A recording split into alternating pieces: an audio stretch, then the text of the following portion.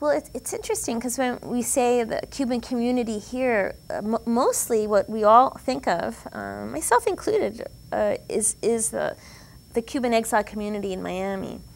But what's interesting and not is well known is that that it's a lot more diverse than it publicly appears.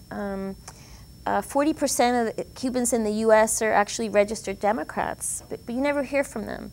And a relatively small number of conservative exiled Cubans are in charge of pretty much run the radio stations and control the airwaves in Miami, and a lot of public perception about Cuba, as well as American foreign policy toward Cuba. And those, and I'm not saying they're, they don't represent a lot of people. They do. However, they don't represent everybody, and that's what they purport to do. They publicly go around pretending, really, that it's a monolithic culture, that everybody's on board with their vision of things, and it really couldn't be further from the truth. And I find that, and I kind of devote my life in a way to kind of reflecting the complexities of the situation.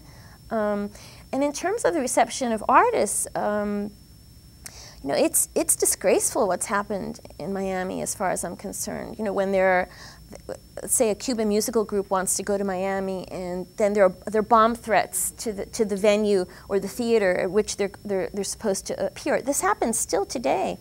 A group like Los Van Van, which are the Cuban Beatles, they can't play in Miami. Certain artists, visual artists, and so on are also. Unless they publicly disavow Castro's regime, they are not accepted in Miami.